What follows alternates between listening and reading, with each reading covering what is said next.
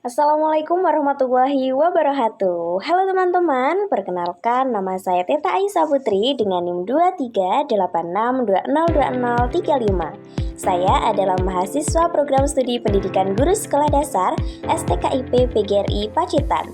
Pada video kali ini kita akan sama-sama membahas tentang konsep dasar pemecahan masalah matematika pada sekolah dasar. Nah, pernahkah kalian bertanya-tanya mengapa ada siswa yang memiliki kemampuan menghitung dengan cepat tetapi masih memiliki kesulitan dalam menyelesaikan soal cerita? Ternyata hal tersebut berkaitan dengan kemampuan pemecahan masalah matematika pada anak. Untuk itu, melalui video ini kita akan mempelajari pengertian masalah matematika, tipe klasifikasinya, serta pengertian pemecahan masalah matematika. Untuk itu, selamat menyaksikan! Teman-teman, sebelum memasuki pembahasan materi, mari kita renungkan dan pikirkan terlebih dahulu dua pertanyaan berikut. 1. Apa yang dimaksud dengan pemecahan masalah matematika? 2. Apa saja tipe masalah matematika? Nah, sekarang coba pikirkan terlebih dahulu jawabannya. Kemudian kita cocokkan bersama dengan materi yang akan kita bahas. Nah, ini dia daftar bahasan pada materi yang akan kita bahas bersama-sama. Yang pertama adalah pengertian masalah matematika. Yang kedua adalah tipe atau klasifikasi masalah matematika. Dan yang ketiga adalah pengertian dari pemecahan masalah matematika.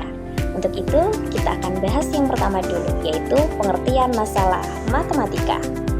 Masalah matematika adalah situasi atau pertanyaan yang memerlukan solusi melalui penerapan konsep, prinsip, dan prosedur matematika.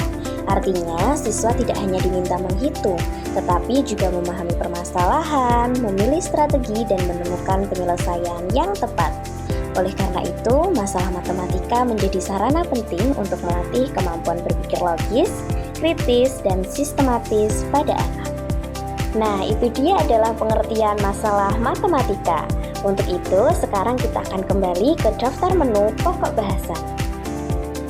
Daftar menu pokok bahasan yang kedua adalah tipe klasifikasi matematika.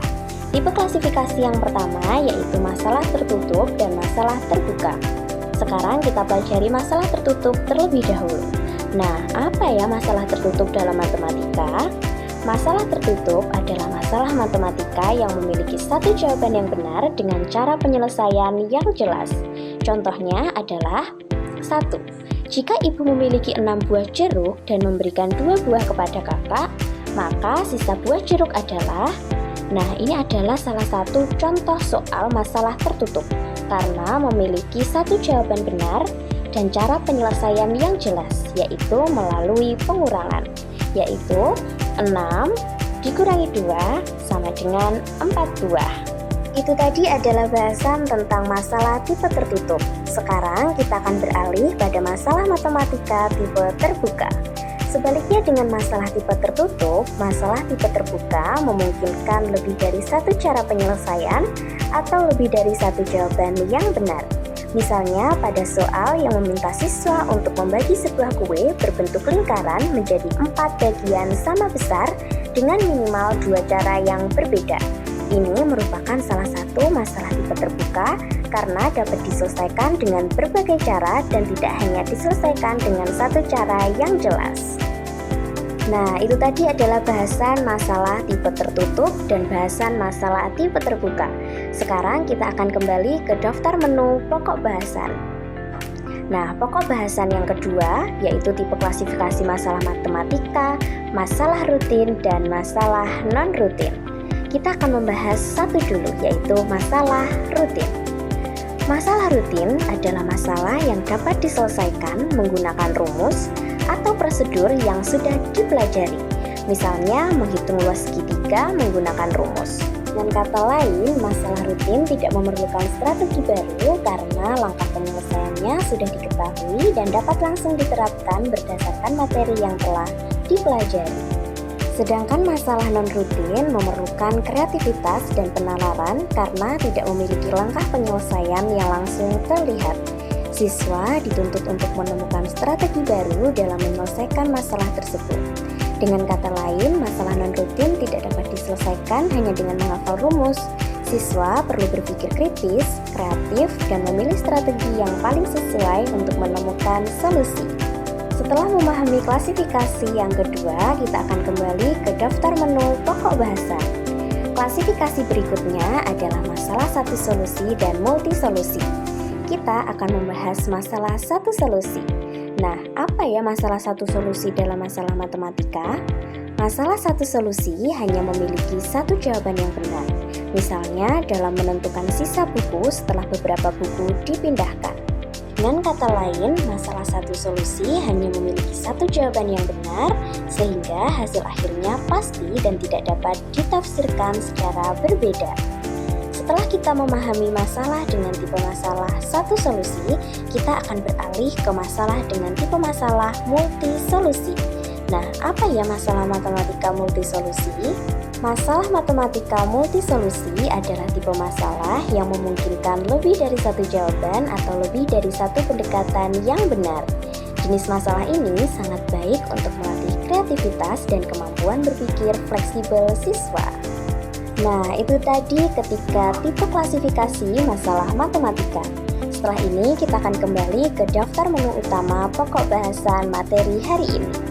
Nah, daftar pokok bahasan kemudian atau yang terakhir adalah definisi atau pengertian dari pemecahan masalah matematika. Nah, pemecahan masalah matematika merupakan proses menemukan solusi terhadap suatu masalah yang belum memiliki jawaban secara langsung dengan menggunakan strategi tertentu.